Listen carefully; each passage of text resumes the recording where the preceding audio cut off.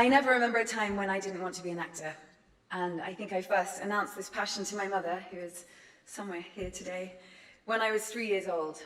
I actually still feel like a 3-year-old, especially standing here in front of all of you now, attempting to reflect on a body of work.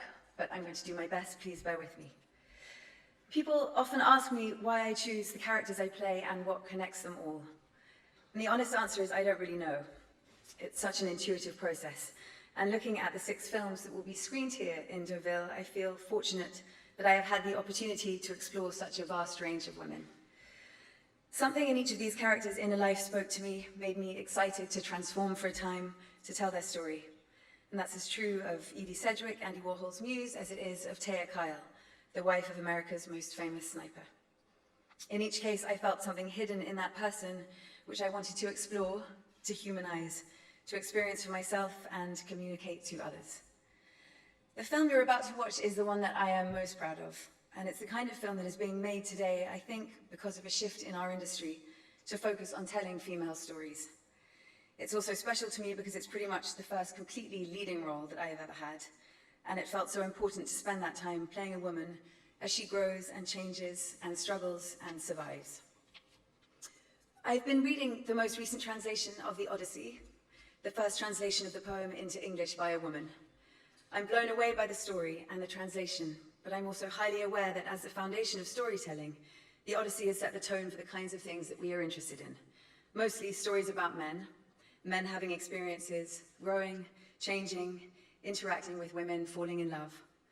If we're really honest, the truth is that women on their own are so rarely explored. What is Penelope thinking while Odysseus is off waging war for 20 years? What does she feel? How has she suffered? What about Calypso or any of the other women he interacts with? Who are they? What do they feel? A film like American Woman forces us to look where we usually wouldn't.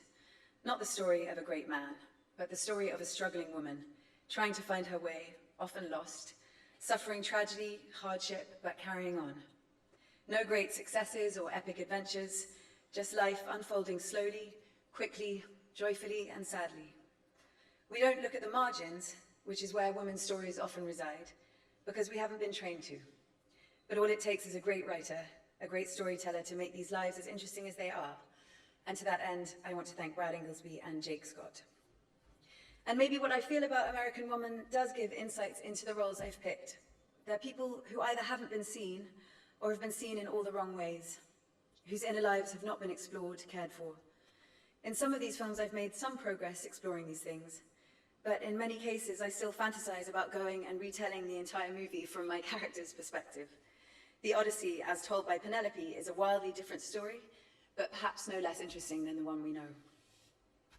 I guess what I'm saying is that we should all be looking where we haven't been trained to look, because the stories we find there can change the way we think about stories in general.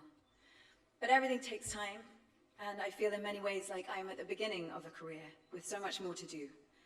So I'll end with a little French proverb which always moved me and feels appropriate to how I'm feeling in this moment. Petit à petit, l'oiseau fait son nid. Merci beaucoup.